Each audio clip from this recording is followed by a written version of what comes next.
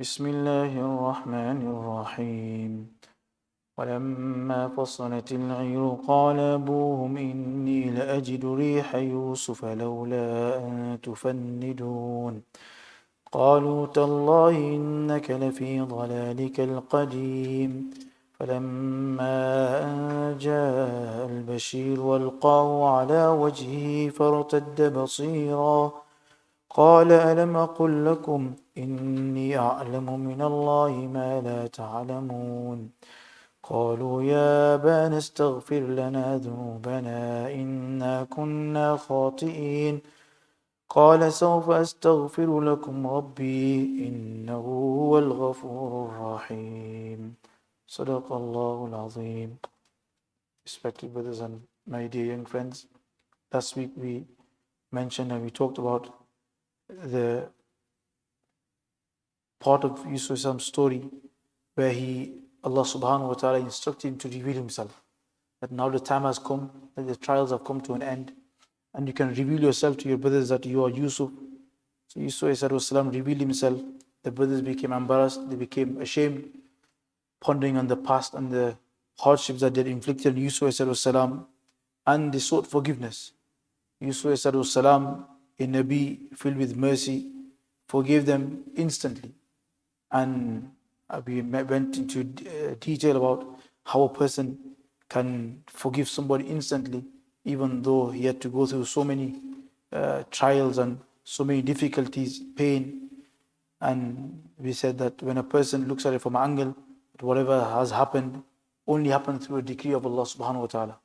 And these people that carried out whatever they did, they were just mere players and characters that had to fulfill the decree of Allah subhanahu wa ta'ala. So they were just playing their role. Allah subhanahu wa ta'ala already decreed that Yusuf will go in the well, will go into jail, will go through X, Y, and Z. So when they look at it from that angle, it is easy for them to forgive instantly. Then Yusuf forgave them, and not just forgive them, in fact he did not reproach them or reprimand them. In fact, he put everything behind him and rather made dua to Allah subhanahu wa ta'ala that also Allah subhanahu wa ta'ala may Allah subhanahu wa ta'ala forgive them also. He then inquired regarding his father, that how his father, etc. So brothers explained and told him that through intense grief and because of the sorrow that he is going through over losing you and the continuous crying, he has lost his eyesight for the past 6 years. Hearing this, Yusuf took off his qamis, his shirt, and he instructed them that take this back and place it on your father's face, and his sight should return, and bring everybody to me, meaning tell everybody to migrate and come to Egypt. The brothers prepared to return to Canaan, back to their hometown. So Yusuf is reported that he sent 200 camels loaded and laden with goods, with their necessities, because on the other side there was Yusuf's brothers and their families. And according to some narrations, approximately 93 people, some say 72 people. And for them, Yusuf sent all necessary items so that they can come to Egypt with comfort and with ease. So on this side, the caravan of Yehuda, his brothers, with the shirt of Yusuf started to move, going back to Egypt, going back to Canaan, filled with happiness, joy, excitement, that eventually we're going back to our father and we're going to give him some good news, some glad tidings. So that on one side, the caravan starts to move, and on the other side, Yaqub is sat with his people, with his maybe grandchildren, his family, or friends, Joby, whoever was there, and he said to him that وَلَمَّا فَصَلَتِ الْعِيرُ, that when the caravan, وَلَمَّا فَصَلَ الْعِيرُ قَالَ أَبُوهُ, when the caravan left from Egypt with the brothers, their father Yaqub said to those who were at home with him in Canaan, إِنِّي لَأَجْرُ رِيهَ Yusuf, that verily, if it was not for fear that you would say I am senile, لَأَجْرُ رِيهَ Yusuf, then I would say that I smell the fragrance of Yusuf. If there was no fear, that you would think that because of old age and loss of memory and the other illnesses, that I am just saying things, I am just mentioning things, I am just going on about something, I would have told you that I smell the fragrance of Yusuf ﷺ coming towards me. So anyway, Mufassirin say, Hazrat ibn Abbas mentions that the distance between Egypt and Canaan was roughly 8 to 10 days. 8 to 10 days of traveling. And some say it was in miles, between 125 to 150 miles.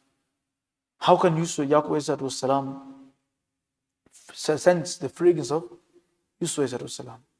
This was a miracle that happened on the hands of Yaqub ﷺ. In Arabic, it's called mu'jiza. When Allah subhanahu wa ta'ala wants to open something up on His pious servants, then those things which are hugely not possible, which are beyond nature, Allah subhanahu wa ta'ala will let these supernatural things happen. So a time was when Yusuf ﷺ was just round the corner in the well. But at that time, because the meeting was not decreed, Yaqub was not to meet his son Yusuf. He did not smell anything. He didn't sense anything. He didn't see anything. In fact, he said, "Fasabun Jamil," and he sat there in patience. But when the time came for the revelation and Yusuf ﷺ's this trial coming to an end, Allah subhanahu wa ta'ala made something which was beyond nature, which is beyond comprehension, 150 miles away. And how can the smell come? Allama Fakhruddin Razi mentions that when they set off with the shirt, Allah subhanahu wa ta'ala made it happen that the wind collided with the shirt. And when the wind collided with the shirt, the wind carried this breeze with it to Yaqub ﷺ, and Yaqub ﷺ sensed it. How does he know this is the smell of Yusuf ﷺ? Because the smell that came was the smell of Jannat. And Yaqub ﷺ knew that in this world you cannot smell Jannat. And the only way you can smell Jannat is from the qamis that Yusuf ﷺ was wearing. And what's the history behind that qamis? We will mention later, and you will understand how the smell came from that and how he was connected to Jannat. So anyway, those people that were around him, straight away when they heard Yaqub ﷺ say that I can sense Yusuf ﷺ's fragrance, he said, "Qalu tallah, innaka lafi dhalalika al-qadim." They said, "By Allah, you are in your old misconception. You are imagining."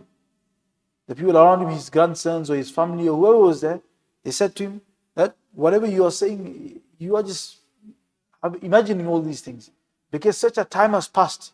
And some say 40 years, some say 80 years had passed. And it's possible that Yusuf had passed away by now. So how can you smell Yusuf? How can you sense his fragrance? In fact, it's all these memories and all these thoughts of Yusuf which are grounded in your mind, which have taken place in your heart, they are taking shape and they are coming to you in the form of a smell. And you are smelling this because your mind is just connected to Yusuf. And they said to him, "Innaka lafi dhalalika al-qadim." You are in your old misconception. This old mindset you had of Yusuf, you're still in that same mindset and you're still in that same misconception. And on this, some say that how can they say such a thing in such a harsh manner to Yaqub. So Hassan al-Basri mentions that because them people that were there, maybe the grandsons or the people of the area, they had a more or less, they were convinced and they had a strong opinion that Yusuf had passed away by now. So if he's passed away, then he's just talking about the same thing over and over again. That's why they said, "Innaka lafi dhalalika al-qadim." Anyway, the caravan is moving and they're getting closer to Canaan.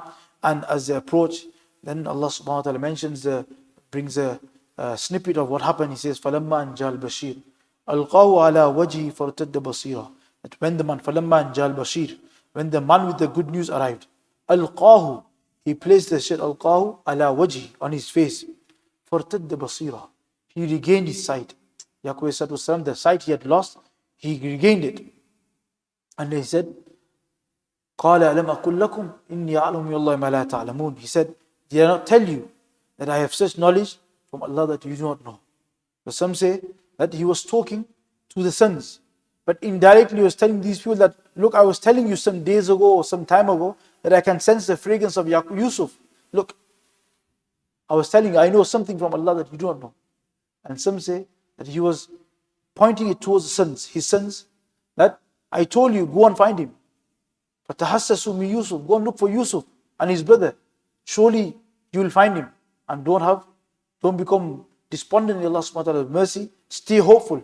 See, I knew something, I had some knowledge, and I knew that Yusuf was still alive and there will be our reunion. So some say that he was trying to refer towards this to his sons. Anyway, Yehuda, the eldest son, like we mentioned last time, that he was the one that bought the falsely stained shirt of Yusuf to his father, saying that, look, your son Yusuf has just been eaten by a wolf, and this is a shirt. But Yaqub looked at the shirt, there was blood on it, but the shirt was not dripped. So Yaqub said that how clever and intelligent is this wolf that he ate my son, but he did not rip his shirt. So that shirt became a means of opening up their lie. Yaqub knew they were lying and they were making these things up. So anyway, Yehuda comes and he places a shirt on Yaqub's face, and his eyesight returned. Some say that Yaqub went completely blind. He went completely blind, and when the shirt was placed, his eyesight returned as though it was before. And some say he didn't become completely blind. Mufassirin say that in fact his eyesight became very weak. And he became very weak because his heart was continuously in pain and sorrow, and he was continuously crying. And because of these two things, over time, his sight became very weak. And when the shirt was placed on his face, then his sight became strong as before. Now, the question is, what's this qamis got to do anything? What's the secret behind it? So some Mufassirin say that it was a miracle in the hands of Yusuf. Allah subhanahu wa ta'ala, sometimes, like I mentioned before, to show some miracles, to show his power, to show his oneness, to show his independence, and that he can do things beyond nature, he can do things beyond the system. He makes things happen which is beyond nature, which is supernatural. So Yaqub was instructed by Allah subhanahu wa ta'ala that send your shirt, and a miracle will happen that through your shirt, his sight will come back. This usually doesn't happen.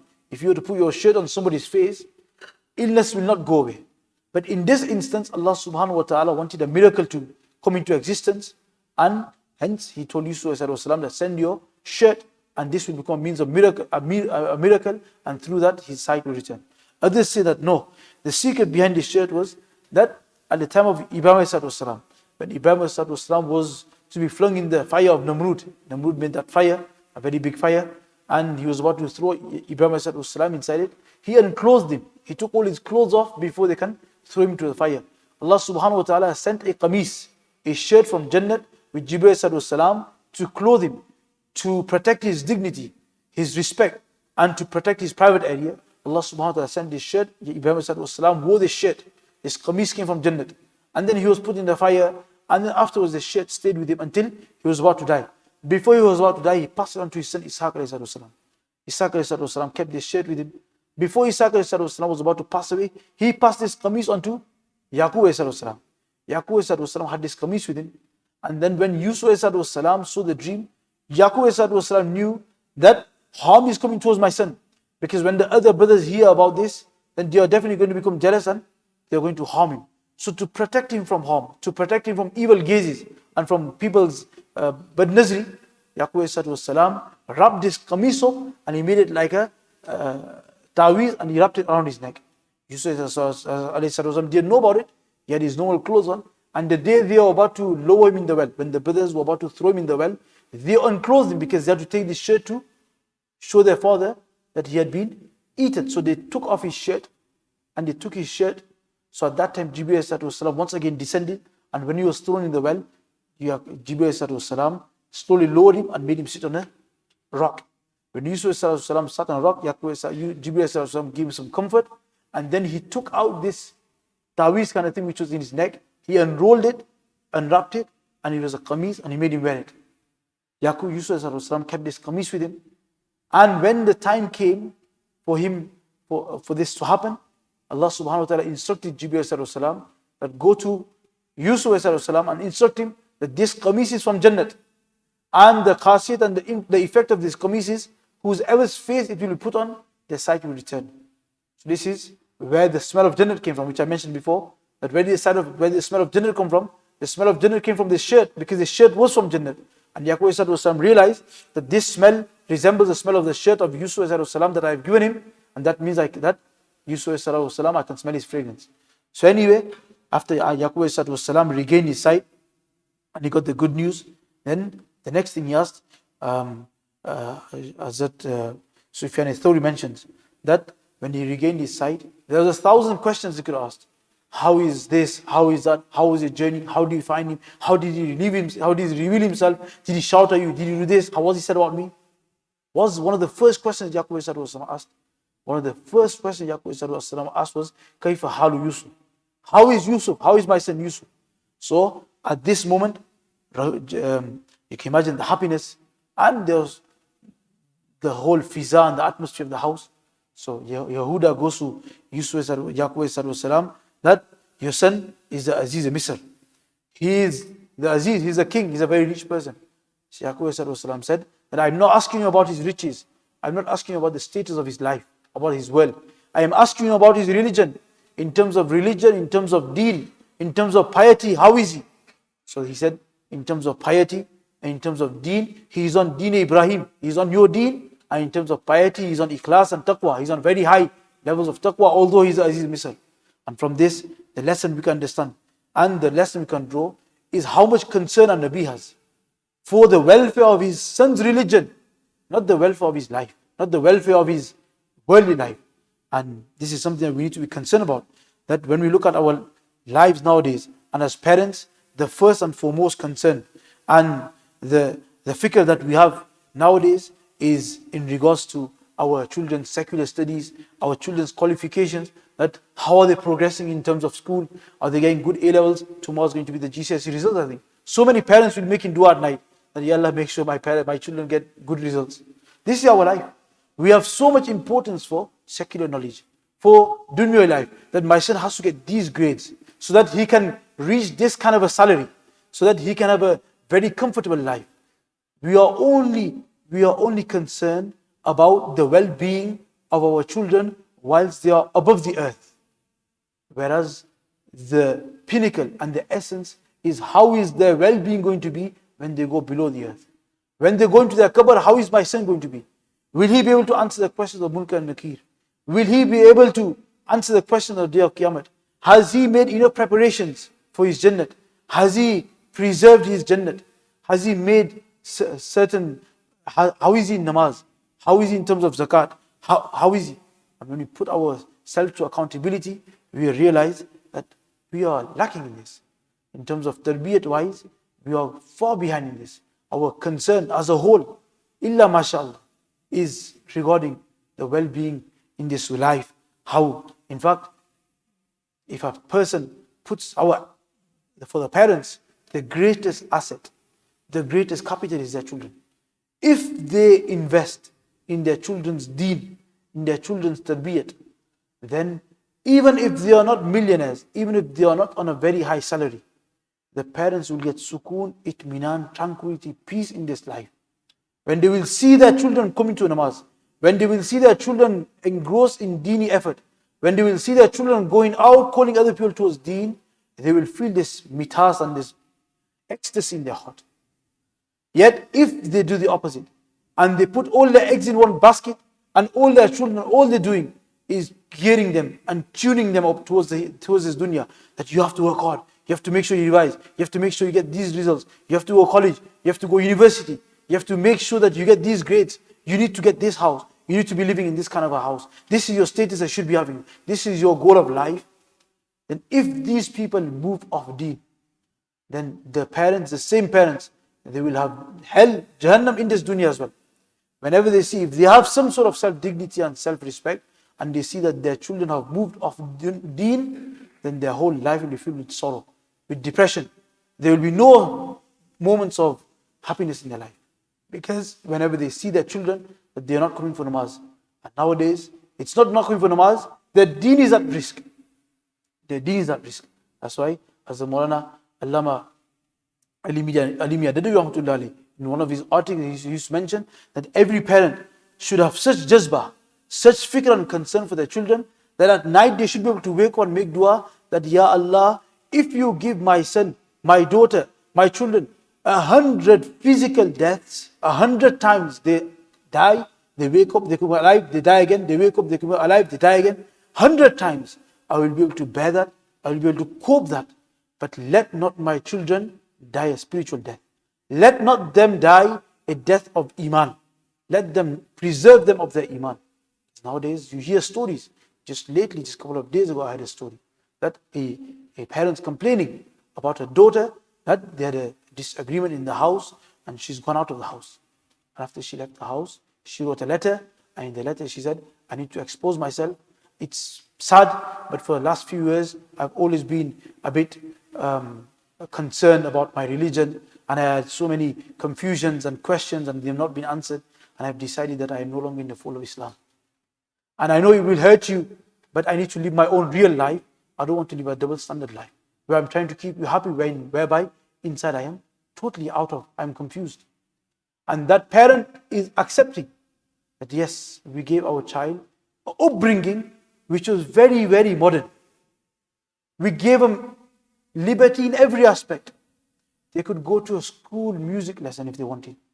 They could hang around with anybody they wanted. There was no questions asked. We were at liberty with them. We let them do it as they wanted. And what's the end result? They die a spiritual death. That's why Rasul said that on the day of Qiyamah, one of the questions that parents will be asked will be, مَاذَا عَلَّمْتَهُ وَمَاذَا أَدَّبْتَهُ? What did you teach him, and what manners and characteristics did you instill in your children? That's what Rasul said, أَلَا كُلُّكُمْ رَاعٍ وَكُلُّكُمْ مَسْئُولٌ رَعِيَّتِهِ. Every person is a shepherd, and every person will be questioned regarding his subordinates. What is a shepherd? What does a shepherd do? A shepherd has a duty, has a task. He's paid to do what? He has to take the sheep to graze. He takes them out in the fields. They eat, and they'll have water, and by night they come back. If that shepherd comes back with one sheep less, or he comes back with a few injured sheep, or he comes back with weak, hungry sheep, the master will take him to accountability. The owner of the sheep will take him to accountability. And what are you doing as a shepherd? You were meant to look after these sheep. What did you do to them? Are you fulfilling your responsibility? Rasulullah said this hadith, and he drew each and every person's mind, individual's mind, every believer's mind, to the fact that whether you're a parent, whether you're a teacher, whether you're a sheikh, whether you're an imam, whether you're a classroom teacher in madrasa, in maktab, you have subordinates, you have people below you, you have people under you, whether it's your children, whether it's your students, whether it's your murids. It is your duty to make sure you give them ta'aleem and tarbiyat. But the ultimate objective, the ultimate accountability is on the parents. It's the parents' duty that they give this ta'aleem and tarbiyat to their children. Yes, they come maktab and the ustads, they deliver one side of it. Tarbiyat side is of the parents. And it's the parents' duty that they fulfill this.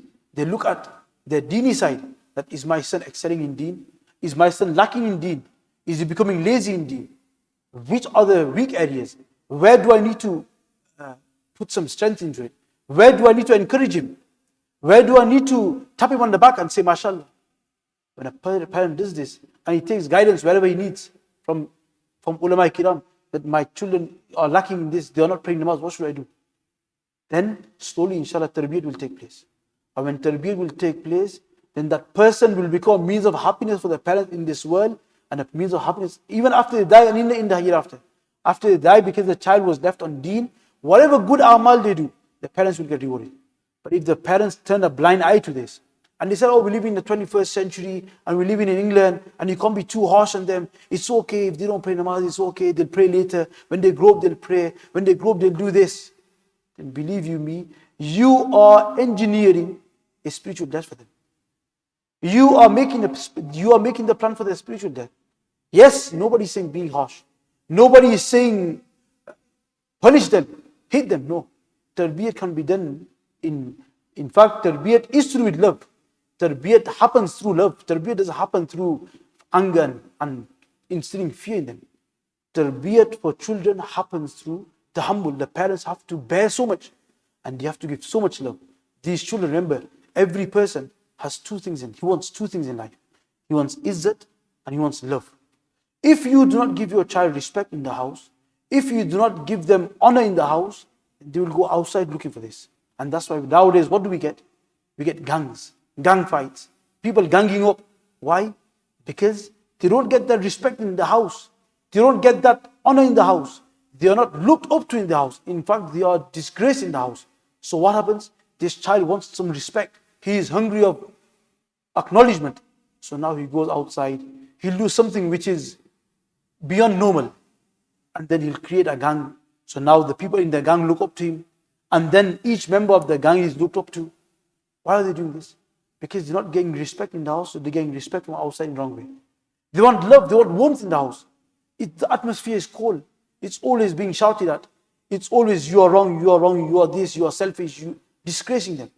Then this same child, because he doesn't get love and warmth in the house, will go outside to get love and warmth. And who will he get from? He will get from friends. He will get from wrong company. He will get from the opposite gender. And then we see that these children are going away from Deen. So very great concern. Every parent should have concern for the tarbiyat of their children. And when you put concern, Allah subhanahu wa ta'ala will also guide you how to do tarbiyat. Allah will slowly guide you. As Shaykh Zakir Rahmatullah Alayhi's father, Hazrat Yahya Rahmatullah Alayhi was so particular about this. He's so particular about Hazrat Shaykh Rahmatullah Alayhi's tarbiyat that if you used to see him in namaz next to a person, in two namaz, in Zohar he saw him next to one student. And in Asr he saw him, he'll call him. He'll say, how come you were next to that person? Are you making friendship with him? Are you getting too close to him? Why? Because when you make friendship with somebody, the effects of friendship is you get influenced by them. And Hazrat Shaykh Rahmatullah Alayhi, Hazrat Shaykh Rahmatullah's father did not want him to get influenced by anybody. So he would call him. Hazrat Shaykh Rahmatullah said, a time came that I was so scared of praying me next to the same person. If by chance I came in namaz in Zohar and somebody is next to me, and in Asr I started namaz and the same person again stood next to me, I'd break my namaz and go on the other side. Out of fear that my father will call me. Yeah, Zakaria, I saw you. But the tarbiyat was such that by the age of 18, Hazrat Shaykh Rahmatullah Alayhi's father wrote to one of his murids that now I am free from the tarbiyat of Zakaria. I am free. This chain I don't need. This load I don't need to do his tarbiyat. Alhamdulillah, I am free now. Now I am free to travel. I can come for bayans, jubio. It's very important. And as for the child, if a parent puts the effort in, and the child also does accordingly, both will be rewarded. If a child puts the effort, Ustad puts all the effort, he goes beyond and puts effort, but the child is lazy, he's negligent, he doesn't want to learn. Then in this case, the parents or the Ustad will not be asked, because they have fulfilled their responsibility. It's the child's negligence that has caused him to go wrong.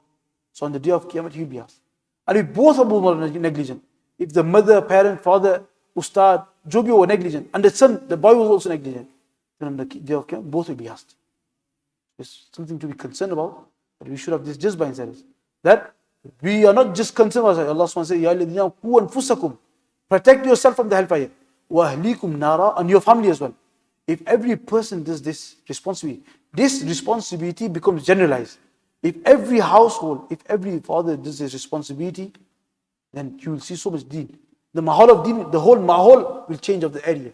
Because every father will be doing effort on his own children, and on his own spouses, wife, and on a greater picture, this household will become deeni, this household will become deeni, this household will become deeni. On a greater scale, the whole area will become deeni. But what's happening now? The parents don't put much effort towards their tarbiyat. They think till is going madrasa is sufficient. And they're not getting, at home, they're not getting the correct tarbiyat as well. So slowly, evil start to come in. One house, now one family, one member goes on the wrong path. He then influences the other family members. He then influences the cousin brothers. And slowly, what's happening? Deen is slowly going out of people's lives. It is very important that if you want true happiness in this world and in the hereafter, it all lies in tarbiyat of our children. So anyway, Yaqub salam is mentioned, as Sufyan al-Thawri mentions, that such a happy moment, such an exciting moment. But the first question he asked was, how is Yusuf? How is his deed? And even when he was about to pass away, what's the question? Yaqub is a Nabi. His children, Yusuf is a Nabi. The other children, by now, they had become Nabis, Walis. They were all pious people. But right before he was dying, what was the last thing he said? Mata abuduna min ba'di. Mata abuduna min ba'di. Who are you going to worship after I die? Who are you going to worship after I die? He said, Qalu na'budu ilahaka wa ilaha abaika Ibrahim Ismail wa Ishaq. That we will carry on worshipping. And we will worship the ma'bud, the Allah that you worship and your forefathers worship. We will stay firm on you. What greater happiness can a father have before he's dying than this, that his sons are saying, that don't worry, you have fulfilled your responsibility. We are going to stay firm on the religion that your boat is upon. So anyway, something for us to be concerned about and for us to take into consideration and to put some effort behind. Anyway, فَارْتَدَّ بَصِيرًا, his eyesight returned. Then he said, قَالَ أَلَمَ قُلْ لَكُمْ إِنِّي أَعْلَمُ اللَّهِ مَا لَا تَعْلَمُونَ, that dare not tell you that I have such knowledge from Allah that you do not know. You do not know. You thought that Yusuf was not passed away. You thought there was going to be no reunion. By Allah, I knew that dream was going to become a true reality, and I knew one day it will happen. And look, Allah subhanahu wa ta'ala has made it happen. And then the children, the brothers, they realize. Again, they become ashamed in front of their father. They become embarrassed that we made lies up. We came with the false shirt. And for so many years, our father went through such agony and pain. So all the brothers got together, and simultaneously, instantly, spontaneously, they said, قَالُوا يَا أَبَانَا اسْتَغْفِرْ لَنَا ذُنُوبَنَا إِنَّا كُنَّا خَاطِئِينَ. Oh, our Father, forgive us. يَا أَبَانَا اسْتَغْفِرْ لَنَا, forgive us and seek forgiveness for us. Seek forgiveness. They said, Ya, oh our Father, seek forgiveness on our behalf. إِنَّا كُنَّا خَاطِئِينَ. Indeed, we are from the people that had made mistakes. We are from the people that made mistakes.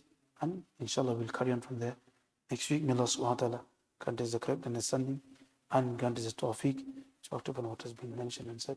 وآخر دعوانا الحمد لله رب العالمين وصلى الله على سيدنا محمد وعلى آله وصحبه أجمعين.